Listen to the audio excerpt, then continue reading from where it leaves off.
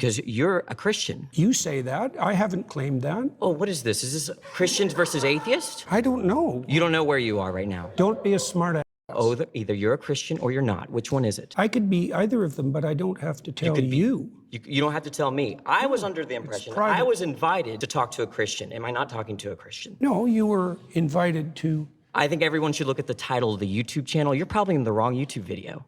You're really quite something, you are. Aren't I? But you're really quite nothing. Right, you're not a Christian. Okay, I'm done with him. Whenever Peterson faces a question he doesn't like, he suddenly invokes this kind of skepticism. What do you mean by do? And what do you mean by you? And what do you mean by believe? And what do you mean by God? Do you believe in God? And I think, okay, there's a couple of mysteries in that question. What do you mean do? What do you mean you? What do you mean believe? And what do you mean God? Hello, everyone, and welcome back to today's podcast. My name is Brittany Simon. We do philosophy through pop culture here, and Jordan Peterson's recent visit on Jubilee inspired today's topic because not only are the atheists concerned, but so are the Christians. You see, I've been a fan of Jordan Peterson for years, and me as a Canadian too, this was my guy. Man, he's standing up for free speech. He's standing up for, honestly, biblical truth and God's design for gender. But over the years, as I've taken in so much Jordan Peterson content, a couple concerns have begun to grow or began to grow a few years ago. I think it's clear to many of us that Jordan Peterson is suffering. The question is, what is he suffering from? You have no idea. I see people everywhere, all over the world. They're so demoralized. Well, I shouldn't do anything, man, you know. In my opinion, I think Jordan Peterson is suffering from something that Azula suffered from as well. If you're unaware, Azula is a character in the Avatar: The Last Airbender series. In the beginning of the story, Azula is perfect. She's a perfect child prodigy.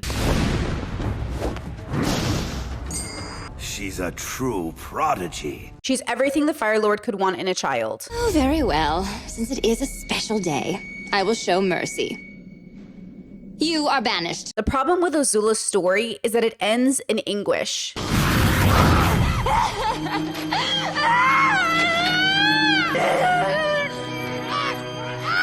Jordan Peterson first appeared on the internet around the issue of compelled speech. I don't speak perfectly, and my arguments aren't perfectly formulated. Neither are anyone else's. And we have to be able to say what we have to say badly, or we won't be able to think at all. But Jordan Peterson had been on the internet much before that. He's actually a professor and psychologist. Hi there. So, welcome to Maps of Meaning. He actually created a series on YouTube you can find called The Maps of Meaning. Your senses blind you to the reality of things. So let's say you get a bill from the tax department and they say, well, you owe us $79.47. And so you think, well, what is that? And you think, well, that's a piece of paper. That's what you have in front of you, a piece of paper. So you crumple it up and you throw it in the garbage. Then a month later you get another bill and it's like $95, and it's a little bit more insistent, and so you crumple that up and you throw it in the garbage, and you continue to do this, and what happens is that little thing that you're ignoring is going to aggregate monstrous qualities across time, and if you leave it long enough, then it's going to be something that you're really going to have to contend with. Like maybe it's something that destroys your credit history so that you don't get to have a mortgage on your house the first time that you try to buy a house. Which tells me that Jordan Peterson wasn't always the version of Jordan we know today. There was a version of him that might have been very level-headed. This is my favorite quote from him. He says, "I think I've done demonstrably more than any psychologist has ever produced to increase the prestige of and trust of the practice of psychology around the world." My God. I don't know that much about Jordan Peterson. It's hard not to know some things about him given the culture that we live in and also people sending me a lot of his videos and whatnot.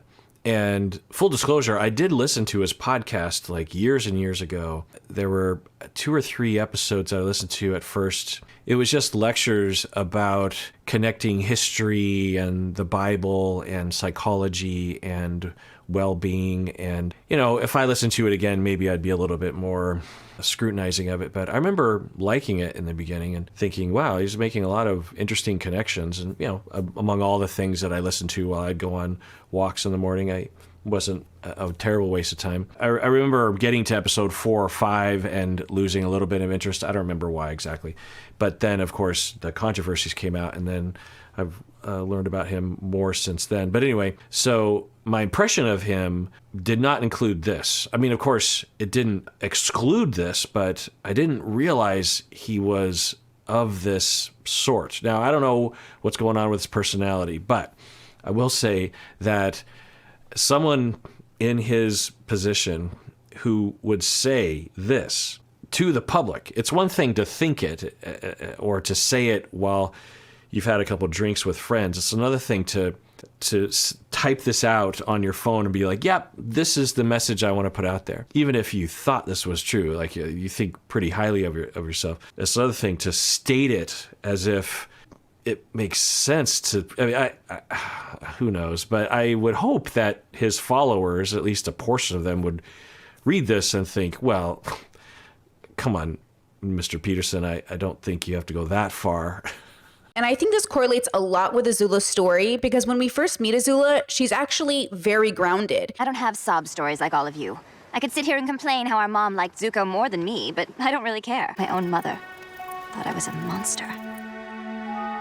She was right, of course, but it still hurt. Grounded in her narcissism and ego and her attachment to perfectionism, but she isn't insane. By the end of the series, though, she is so swallowed by the anguish that she experiences that she does go insane. What a shame. You always had such beautiful hair. What are you doing here? I didn't want to miss my own daughter's coronation. Don't pretend to act proud. You think I'm a monster? I think you're confused. All your life, you've used fear to control people. Well, what choice do I have? Trust is for fools. Fear is the only reliable way. Even you fear me. No, I love you, Azula. I do. I'm not saying that Jordan Peterson is currently insane, but I do think it begs the question, are we in real time watching a man lose himself to anguish? What exactly was it that I said that resulted in the ban? Remember when pride was a sin and Ellen Page just had her breasts removed by a criminal physician? How do you respond to those who believe your comments have cultivated a climate of hostility against trans people? First of all, I respond to them like I responded to you, by pointing out the falsehood of their question and the moralizing element of your accusation that constituted the last half of your question is also equally ill formulated. You have no idea what you're talking about. Who the hell is that? It followed complaints about some of Peterson's online posts, like one about actor Elliot Page. Peterson said the doctor who removed Page's breasts was a criminal. Another was directed toward a former... Yeah, I remember hearing about that sort of thing. It's pretty awful, right?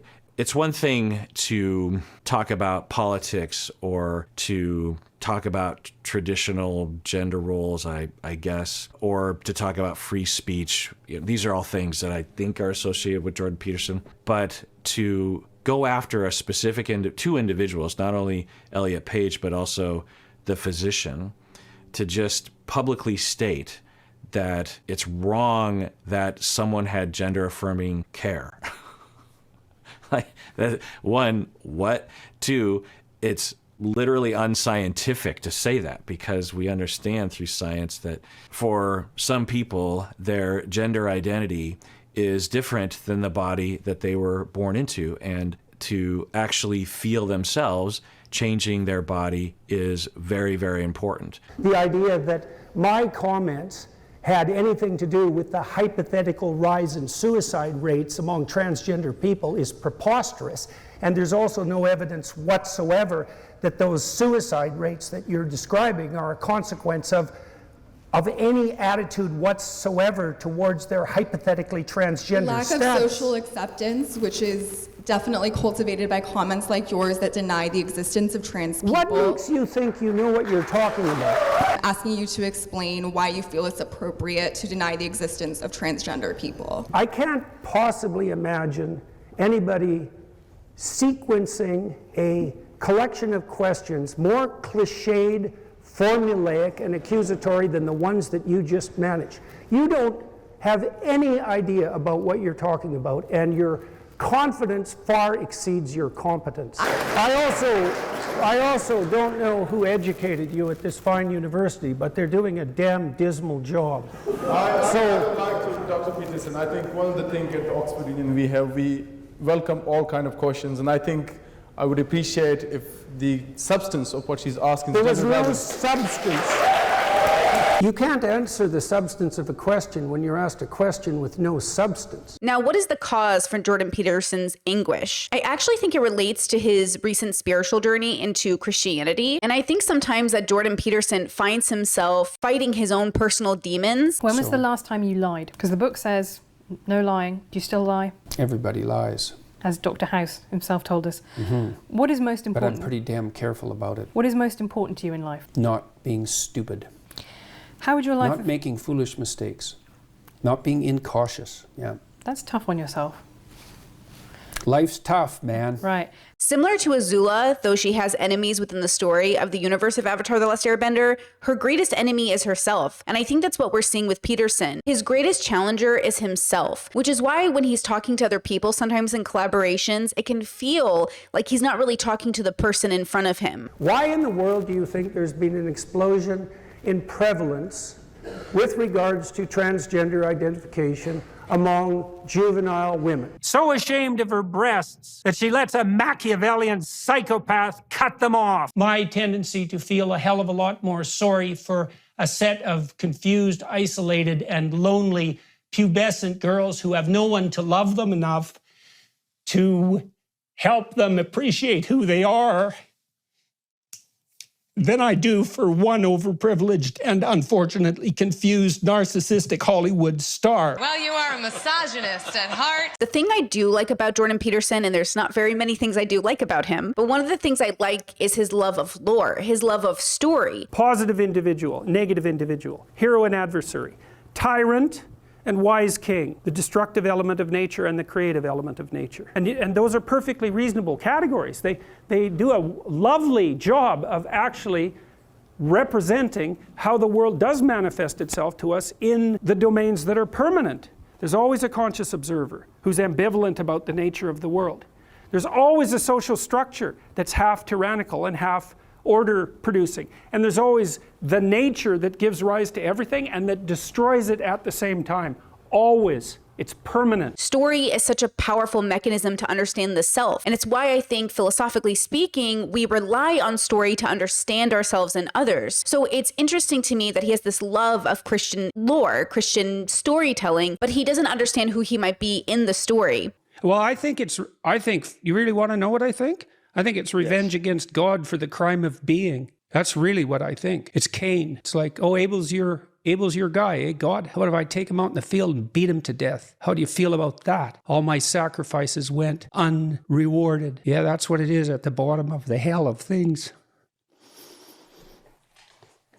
In my personal opinion, when I think of Jordan Peterson's anguish, I actually think of Judas's anguish towards Christ. In the story of Judas, the way I learned it growing up as a Catholic, I'm an atheist now, I learned that Judas was a person who believed in Christ so fully that he wanted Jesus to prove himself to the Romans and the other Jews.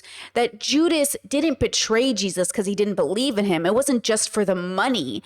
Judas betrayed Jesus because he thought he knew better than him. Judas betrayed Jesus because he wanted Jesus to be forced into a situation where he'd have to prove himself. There is a part of the story in which Judas sells out Jesus for 30 pieces of silver. After Judas realizes what he's done, he tries to return the silver, as if that will free Jesus. The guilt and shame that plagues Judas causes him to commit suicide. It is said that his body rejected itself, spilling the contents of what was inside, as if to imply that Judas was so corrupted that his insides wanted to be out. Now, of course, there's a scientific explanation for this, but I think once again, if we look at story as lore to learn from, there's something about Judas rejecting himself that I think relates so heavily to how I see Peterson fighting his own demons and constantly rejecting himself and others. Fundamental realities, and you posed a question. You have to understand that the reality of the concepts of your question, when you're digging that deep, are just as questionable as what you're questioning. Instead of taking help from those around them, Jordan and Judas both reject anybody who tries to help them in a way that to them doesn't seem like the right way. Dr. Jordan Peterson is this kind of person. He's famous because of his insistence that certain claims are true and others are false. It's a rare sight for Peterson to admit that he doesn't know what he's talking about. We also see this in Azula. And funny enough, Zuko, her brother, who fights himself throughout the series, is able to squash his ego and pride in order to ask for that help. Who are you angry at? No one. I'm just angry. Yeah. Who are you angry at, Zuko? Everyone. I don't know. Answer the question, Zuko. Talk to us. Come on, answer the question. Come on. I'm angry at myself. Judas didn't sell Jesus out for money. He sold him out because he thought he knew better than Christ. And therefore, he sold out his own belief in Christ. How do they regard Mary? Why are you asking me that? Because you're a Christian. You say that. I haven't claimed that. You're really quite something, you are. Aren't I? But you're really quite nothing. The reason I think Peterson is so afraid of admitting or saying he is a Christian is because he's actually very serious about it. And so what you have in the figure of Christ is an actual person who actually lived, plus a myth. And in some sense, Christ is the union of those two things. The problem is I probably believe that. But I don't know. I'm amazed at my own belief, and I don't understand it. Like, because I've seen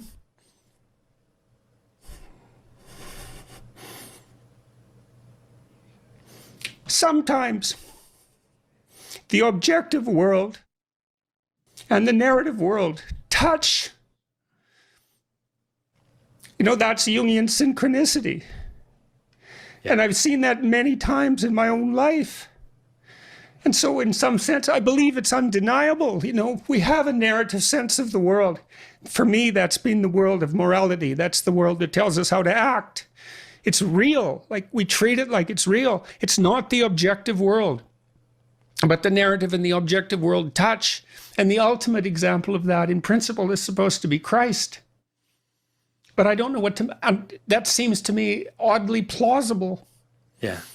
But I still don't know what to make of it. It's partly because it's too terrifying a reality to fully believe. I don't even know what would happen to you if you fully believed it. Growing up as a Catholic, one of the stereotypes of a convert was that they would be more Catholic than the Catholics born into Catholicism. Because when they chose to join, it would be powerful and inspiring and real in a way that you can't have when you're born into something. It's sort of analogous to growing up religious and then leaving the church. You end up becoming this really staunch atheist who fights to save people from religion. You fight with a passion. And then, of course, hopefully you heal and realize that your life's journey isn't to convince people out of their belief, but to inspire people to be curious enough to challenge it. I know the internet is convinced that Jordan is a Christian who won't admit it, but I would argue he's not a Christian. But I do think he is afraid to become one because it would fundamentally change his life. Because we asked that question with good intentions. Are you happy? What's a better question for me to ask Jordan Peterson?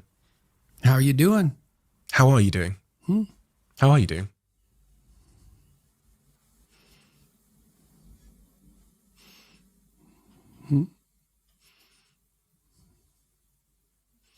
Brilliantly and terribly. You know, when you listen to a profound piece of music, admission of a deep suffering at the same time as you get the beautiful transcendence of the music.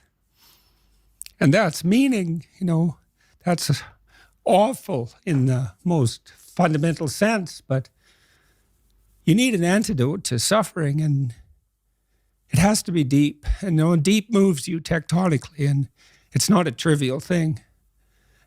But that's better than happiness. In that Jubilee debate, there's a conversation around the word belief. What is a belief? And Jordan says that a belief is something you'd be willing to die for. Sure. So do you believe in the all-knowing, all-powerful, all-good notion of God? What do you mean by believe? Do you think it to be true? That's the circular definition. What do you mean when you say you believe? How is that circular? Because you added no content to the answer by substituting the word true and believe. I said you think it to be true. All right. So if you believe something, you stake your life on it. What do you mean by that? You live for it and you die for it. That's what I mean by that. It isn't something that you say. It isn't something that's associated with logical consistency. It's not declarative. It's not propositional. It's not a figment of your imagination. It's the presupposition of your attention and your action. And you're either fragmented, in which case you worship multiple gods, or there's some unity at the bottom of it that makes you an unstoppable force. What's interesting about that is that I, Brittany, personally, don't really think belief is as important as know, like what you know versus what you believe. And yet I do believe that all of civilization was able to get to this point in history mostly off of belief. We really don't know as much as we think as a species. And so we rely heavily on the belief that people are good, that there's a reason to hope, that there's a reason to invest in the future. We believe there is inherent meaning, and that motivates us to keep moving forward. There's also another story from my childhood that you might actually relate to. When the Columbine shooting happened, there has been a shooting within the past hour at Columbine High School in Jefferson County. There was a rumor Christians would say that the Columbine shooters went to each of the children and asked them if they believed in Jesus Christ or God. And if the children said no, they would shoot them. She always, kept strong in what she believed. And I'm thankful that, because I know she's in a good place right now. And I just thank God, that she went out that way, that she went out a martyr, and she went out and dying for what she believed. The fact that she died for everything she ever believed in is just amazing. And I will never forget what she has done. So my parents growing up, specifically my mother, would ask us that philosophical sort of challenging question: are you willing to die for Christ? And I do think that in certain circumstances, it makes sense to die for something you believe in. People do it all the time in forms of activism or liberation politics or wartime or saving your family or defending your God in the face of a non-believer. Now, I want to point out here that Jordan Peterson actually said during the conversation that it's something you live for, not necessarily something you die for. So you're saying that you don't believe something if you wouldn't die for it? Not really, no. I could believe it is the case that this pen exists, but if someone threatened my life, right, I would lie in order to be able to save my life. I think you would do that too. You wouldn't lie to save your life? Don't be so sure. You wouldn't lie to save your life? How much do you know about me? I didn't lie to save my career.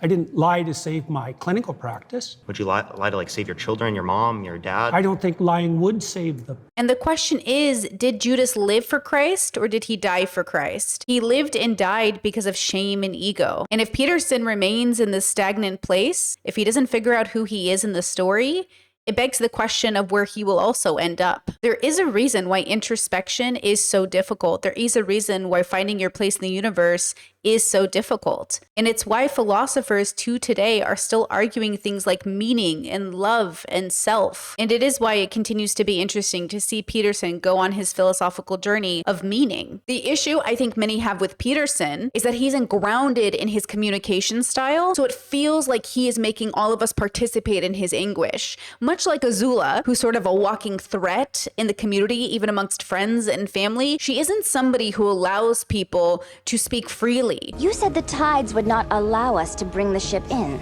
Do the tides command this ship? No, Princess. Maybe you should worry less about the tides, who've already made up their mind about killing you, and worry more about me, who's still mulling it over. Everything they say is a possibility of making her angry and her lashing out. Jordan lashes out. In the video, you said that the problem with those angry women is that since at the end of the argument you cannot fight physically, you can't really deal with them. That's not what I said. I said that that's one of the things that keeps conversation between men civil. Women can't argue with angry women. Women are often bullied by angry women. What I meant was more, you said that, and I'm really not trying to paraphrase you or, to put words into your mouth. You are trying that directly. No, it is things that you said, that you cannot deal with those yes, but don't tell me that you're not trying to put words into my mouth, because you've selected what you're going to ask, and you selected it very carefully. So why are we doing that? What's the point here? These are things that you said. My job as a journalist is to ask questions about what you represent and the ideas that you defend, isn't it? Your job is also to select the things that you might ask about in some manner that doesn't indicate a substantive bias. You picked 3 things to talk to me about in the last 20 minutes that were very carefully selected. Why did you pick those things? Because this is my job. No, not necessarily. You could be asking me, for example, why I've spoken to 250,000 people live in the last 8 months. That might be more newsworthy. Well, we're not going to have a big debate about journalism, but if a journalist doesn't ask the tough questions, how can you give the good answers? Well, it depends on what the tough questions are. It depends on I didn't think that they would be tough. We're talking about things that you said. I mean, if it's easier to have conversation between men, because there is this underlying threat, of a physical contact. I don't think it's easier. It tends to be somewhat more civil. And I think the dilemma with people that are suffering and shadowboxing themselves or fighting their own personal demons is that their anger that they have at themselves can look like it's directed at you, and maybe they do direct it at you sometimes. But I think when they direct it at us, they're trying to take control of themselves. So it can feel a little muddied or watered in terms of how we're feeling when we're around these kinds of people. So when Jordan speaks, it's confusing, but it's only confusing if you don't understand that he's in anguish. I think it's only confusing if you don't understand that he is having a true battle with his consciousness, his way of seeing the world, that his wife, who went through a sort of what she would describe as a miracle relating to a sickness she had a very rare cancer, which was 100% fatal. Converted to Catholicism, and yet Jordan hasn't. I was having breakfast and the intern came out and head nurse, and they were looking very serious, and they said, I think you better do a challenge, a food challenge. And I said, oh, I did that last night. Oh, well, if there's no cloudiness in the bag, then the hole has healed itself. And this was the 5th day of praying the novena. Earlier that year, my husband was really upset, and I said, I'll be better on our anniversary. And that day was August 19th. It was our anniversary. It's very difficult to disentangle these things because we had excellent surgeons. The intervention of the radiologist could well have irritated the tissue that was damaged enough to facilitate healing. And that's the simplest explanation. But the fact that it did occur on our 30th wedding anniversary, and that is what Tammy had said would happen months before, when she had no way of knowing that or even any reason to assume it. Well, I don't know what to make of that. Jordan and Tammy have gone in different directions because Jordan's decision to be called a Christian is so big to him. It's so life-shattering. It's so ego-shattering. It will change everything he does moving forward, that he doesn't just want to do it. He wants to really understand what he's doing. And I think if you haven't gone on this kind of a journey, you might not understand it. And I think I can relate this to another issue that maybe people can relate to, which is like veganism. I'm on this plant-based journey myself right now, and I can't quite call myself a vegan, but to a layman who doesn't know anything about the philosophical perspective of veganism might assume I'm a vegan because I basically eat a vegan diet, or I'm 99% a vegan diet, but I'm not vegan philosophically. If I, Brittany Simon, get on the internet and call myself a vegan, it's kind of like calling myself a Christian, only it's veganism. So for Jordan to get on the internet and say, I'm a Christian, he's saying that I know because I believe enough to die for this thing that it's true. I don't feel that way about the vegan philosophy, but I might one day. But that would fundamentally change how I move through the world, which is why there's also a conversation in vegan communities about whether or not you can actually be vegan and then not be vegan, or be Christian and not be Christian. I was raised Catholic. I really believed in God. But if I'm going to be honest, even though I was crying in church, and even though I thought I believed it, I think I had been questioning a really long time, because I'm a very argumentative little girl, and I questioned, and my parents raised us to question, and I was, I grew up in a very philosophy-based home, and I think that I believed it. I just think it's completely different choosing something, picking an identity, discovering yourself as an adult than as a child. I remember getting confirmed at 15, and I really didn't want to. But my mother said I had to, and so I went through with it. But I think that was the beginning of my deconstruction journey, and by the age of 19, I was done with religion. I think if I went back now, it would be very serious. It would be a very big deal, because now I would be responsible for making the decision, not because of my parents and not because of influence, but because I discovered the truth in Christ. Now, just to be clear, I am an atheist. I do not believe in God, and my partner and I have a pact that should I decide I believe in God, he should take me to the doctors just in case. But I think there's something here to be said about people who become vegan as an adult or religious as an adult, or, when you're older and you make the decision and you make it for a very serious reason, not because, you prayed to God and won the lottery and that was enough. Peterson isn't casual in anything that he does. Neither is Azula, and neither am I. Well, maybe sometimes, but I try really hard to be serious about serious things. And I do think that intensity from an Azula or a Peterson can be very off-putting to people. Everybody lies. I'm just trying to explain why Jordan is going through a crisis and why we have a right to feel concerned, but also I'm waiting to see if Jordan realizes that he's in that crisis. Incel being these weirdo loner men who are despicable in many ways. Is that you? Are you the intellectual hero to these people? Sure. Why not? People have been after me for a long time because I've been speaking to disaffected young men. You know, what a terrible thing to do that is. I thought the marginalized were supposed to have a voice. It's making you emotional, talk about that. Well, God, you know. It's very difficult to understand how demoralized people are. And certainly many young men are in that category. Does Azula know she's in crisis? Actually, everything's not all right. Do you know how long it took you to get here? This is how you plan to treat your new Fire Lord? You're all banished.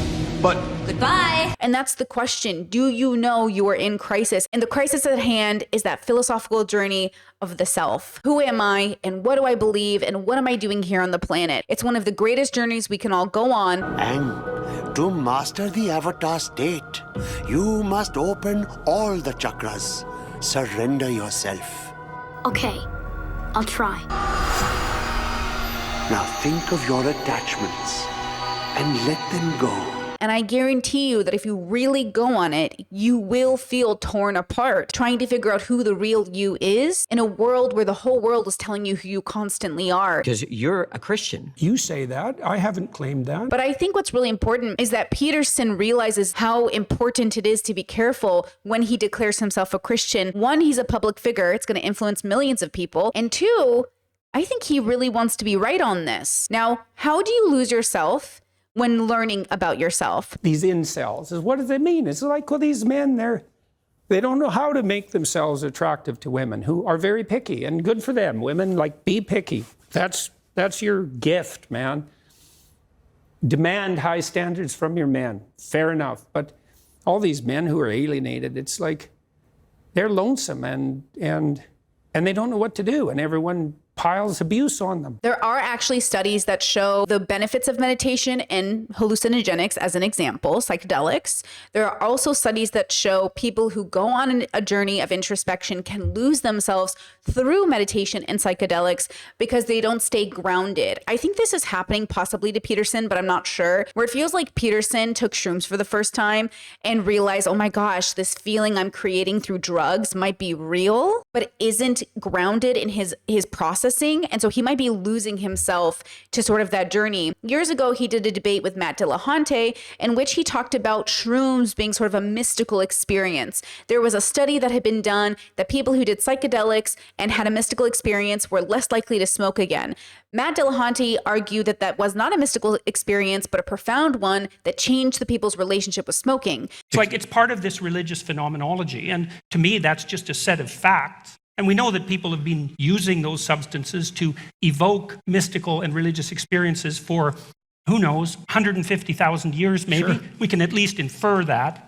And we have no idea whatsoever how much of an effect the use of those substances has had on the metaphysical substrate of our culture. And I see this as somebody who has done shrooms and seen gods. It's drugs. It's the chemistry in your brain that is making you experience those things. But I will tell you, while I was tripping, I did convince myself that God was real. And then I had to tell myself while I was in the trip, you've taken drugs. This is the point. God's not real. It's literally the drugs. You're literally hallucinating about Luffy from One Piece. It's not God. It's Luffy. You know, I had to tell myself it's the drugs because your brain is susceptible to feeling telling you what to know, but it's really what to believe. That's why faith is what you believe, and knowing is just a fact. It cannot be argued. So Peterson makes the mistake that I think a lot of people who mess with psychedelics make, that this thing, this feeling that's encouraging you because it is so real to believe and come to a conclusion off that feeling that God is then real, well, that's just not a fact. That's not what you know. So to die for this feeling is a very interesting decision. If you believe something, you stake your life on it. But the issue with religious people is that they tend to believe this thing they believe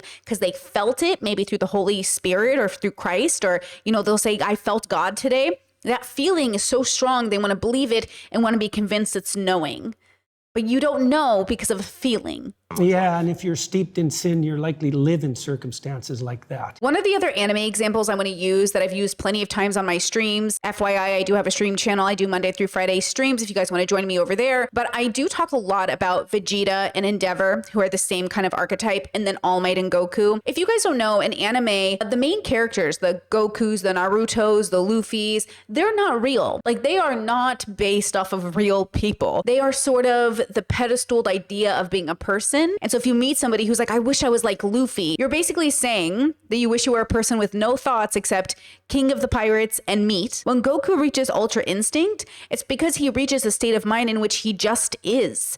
It's separate from his sort of humanness. And I think meditatively we can talk about how Ultra Instinct is related to sort of like ways to meditate and reach certain places in meditation, but literally it is sort of a depiction of a non-human. So Vegeta struggles to get to Ultra Instinct because Vegeta is actually quite human. Spend most of your life ruled by another. Watch your race dwindle to a handful.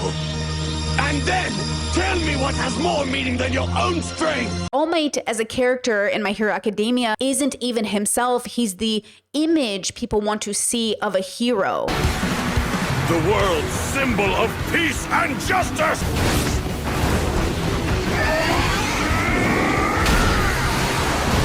Endeavor is also the same sort of Vegeta-like character, complicated and struggling and dark and fighting demons and fighting himself. The Vegetas, the Endeavors, the Zukos, the Petersons. That is what Peterson is going through. He is fighting his own demons. He is fighting his own pride and his own ego. Now the question is Peterson going to end up like Azula? See, Zuko and Azula had the opportunity to go in a multitude of ways, though you see the differences in their childhood and how they acted, and the difference is sort of related to the perfection idea. Now I know Peterson, he does love his philosophy and he does love his fiction and his lore, and I don't know how perfect of a child he was, but I think he gets pedestaled as sort of like this perfect person, and he's suffering from it. And he's suffering from it mostly because he's a public figure, I think. Had he not become a public figure, I always wonder who Jordan Peterson would have become. I want to go talk to Peterson. Peterson, do you have any comments on the Nazi presence at your protest? The presence of Nazis and white supremacists assaulting people at your protest. Do you have any comment on that? Yeah, I don't like Nazis. Then Why were they here? Well, how can I answer Are there views in alignment with yours? At some point you have to realize. That's a foolish question. Look, if you want to know what my views are... I've watched all of your videos, yes. Including... Yes, I have. Then why would you ask such a question? Because this is my interpretation of your videos. He was always on YouTube, much like Robert Sapolsky is, who also is a professor who does lectures and also is a YouTuber. But Sapolsky didn't sort of lose himself to the same fame phenomenon that Peterson did. But also, I don't think very many people lifted Sapolsky up to be their dad. Would you like to disavow the physical violence? Trans people were physically assaulted at this rally in your name. Would you like to disavow that violence? Yes.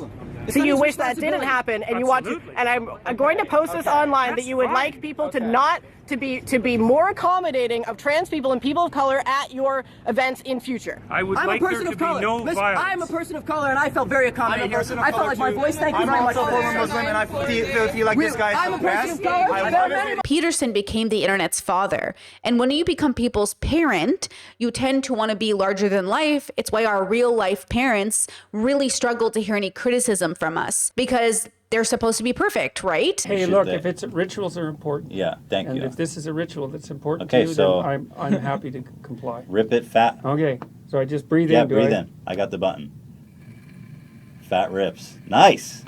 You're good. Yeah, you get it. Damn, you know how to keep it in. That's a man's ways. Well done. And the part of growing up as a child and becoming a little bit more wise to the reality of life is to realize your parents aren't perfect, that they're also people on a journey who are going to make mistakes. And not only are they going to make casual mistakes, but they might actually make really permanent and dangerous ones. The criminal physician. And Ellen Page just had her breasts cut off by a criminal physician. Criminal physician, exactly. So my question is the physician really criminal? If you agree that adults can decide to transition, then why would the physician be criminal? Don't adults have that right if they want to transition?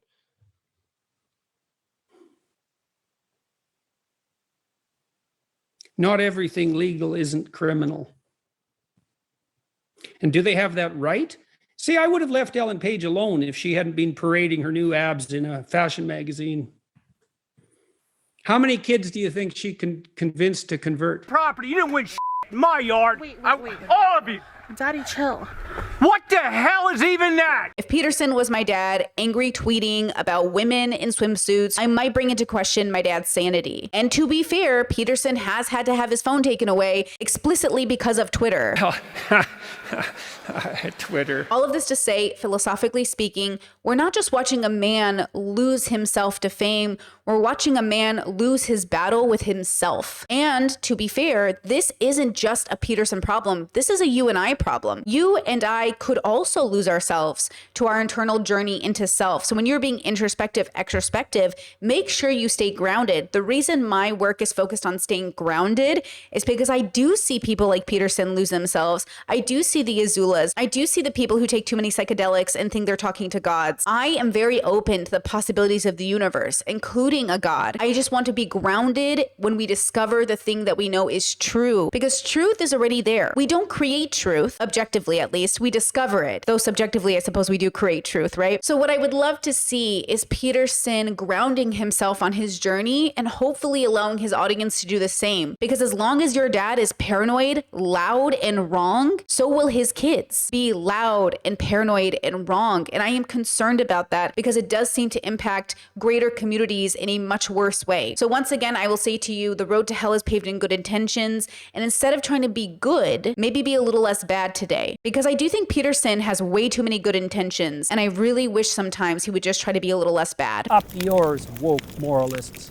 We'll see who cancels who. And just a reminder before I really close out, Azula didn't need to be defeated. She needed to be loved. But by the time she realized that, she really did lose herself to her anguish. But I would like to say that she didn't need to be loved by others. She needed to be loved by herself. Peterson doesn't need to be loved by the world. He kind of already is. He needs to learn to love himself. There's something really haunting that man. And I can't help but equate it to the way that Judas must have felt. And one last line from my old Catholic days, my mother once said to me, Judas is in hell, not because God put him there, but because he requested that God put him there. And I think in terms of story, that's really powerful. To hate yourself so much that you would want to be in hell instead of loving yourself enough to allow God to love you too. There's something really powerful there that I think Peterson might appreciate if he ever watches this video, that I think a lot of people lose because they sort of have a disdain for religion. But if you really look at religion, like lore, like story, like fiction, it actually can teach you so much about yourself. And just because it teaches you something about yourself doesn't mean